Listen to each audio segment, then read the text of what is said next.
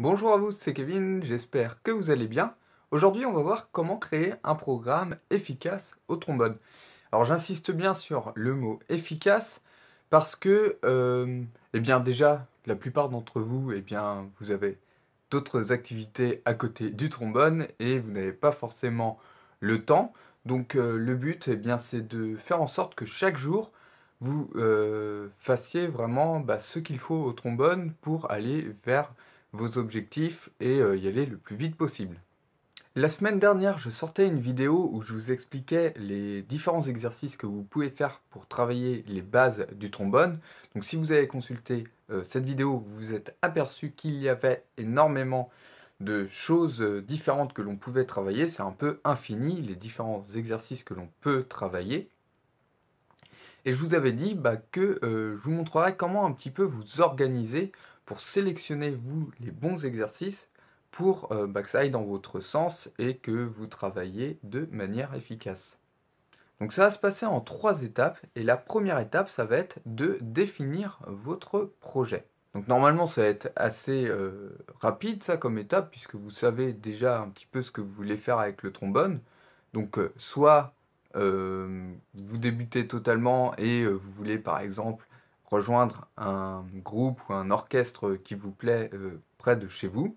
Peut-être que vous voulez apprendre l'improvisation, peut-être que vous êtes déjà dans un orchestre et que vous voulez vous améliorer. Donc l'idée c'est vraiment de savoir sur quoi vous travaillez en ce moment, de bien le définir et ensuite on va sélectionner les différents exercices à partir de ça. La deuxième étape, ça va être de vous donner une fourchette de temps, donc en fonction de votre emploi du temps. Donc je préconise d'avoir au minimum 30 minutes par jour pendant au moins 3 jours par semaine pour avancer correctement au trombone.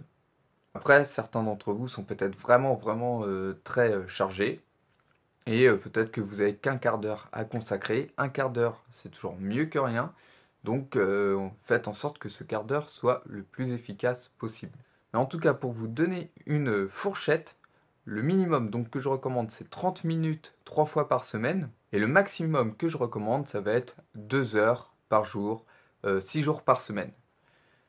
J'ai remarqué que c'était bien de laisser toujours au moins un jour de repos par semaine pour les lèvres, pour la fatigue mentale aussi, pour pas se lasser. Donc même si vous avez beaucoup de temps, que vous êtes à la retraite, je vous recommande de ne pas dépasser 2 heures, voilà, des séances de 2 heures de travail et maximum 6 jours par semaine. C'est vraiment le maximum, puisque après, il y a la fatigue physique et mentale encore une fois. Donc c'est important de se ressourcer pour avoir toujours la niaque et d'avoir envie d'avancer. Et je tiens aussi à préciser que si vous n'avez jamais travaillé 2 heures par jour, 6 jours par semaine, ne le faites pas du jour au lendemain. Si vous êtes déjà habitué à faire des séances de 30 minutes par jour et que vous faites ça 3 fois par semaine, augmentez progressivement si vous sentez que vous avez le temps et que ça vous plaît. Passez à 3 quarts d'heure par jour, 3 fois par semaine, puis 1 heure, puis 1 heure et demie, puis 2 heures. C'est un exemple.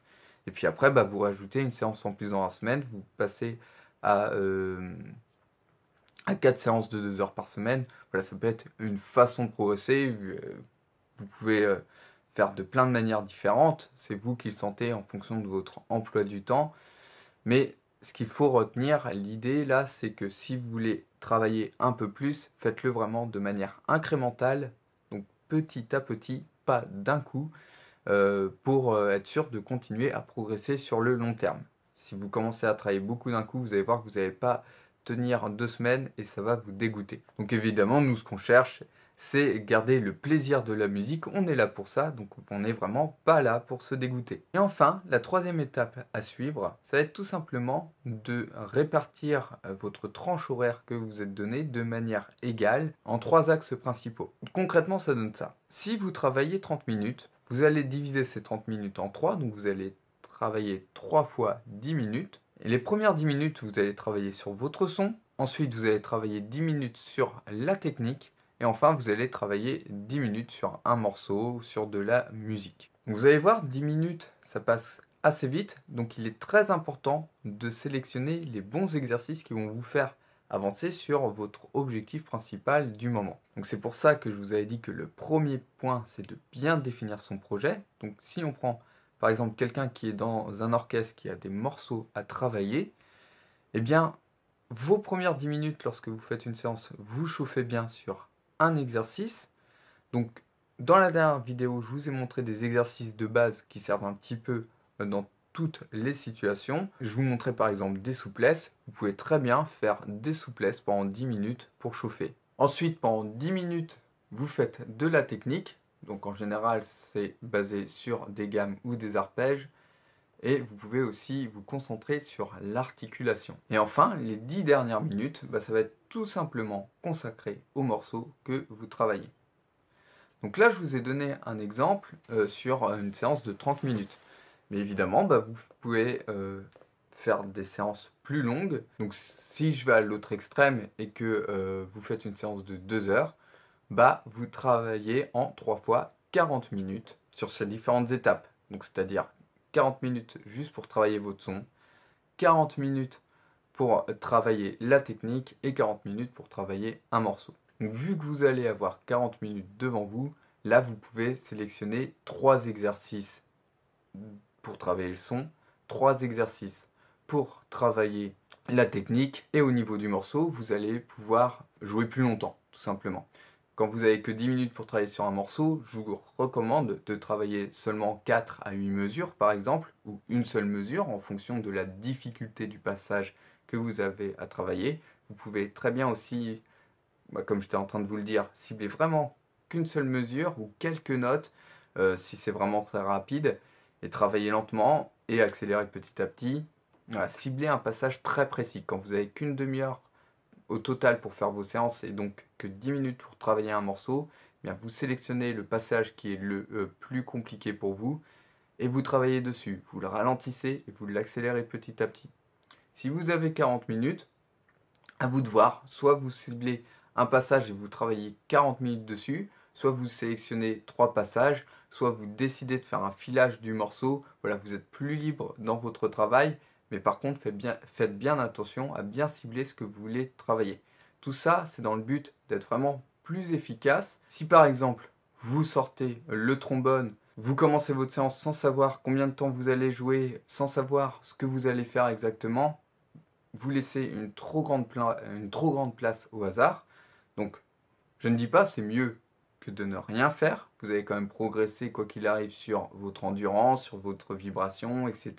Mais ce sera beaucoup moins efficace que si vous préparez votre séance en fonction de votre objectif du moment. Vous allez voir que si vous faites en sorte que toutes vos séances soient bien structurées et que vous sachiez où vous allez en direction d'un objectif, vous allez voir que vous allez progresser beaucoup plus vite. Et si l'on compare deux personnes, quelqu'un qui structure ses séances et quelqu'un qui ne le fait pas, au bout d'un an, la personne qui aura structuré ses séances aura bien plus avancé.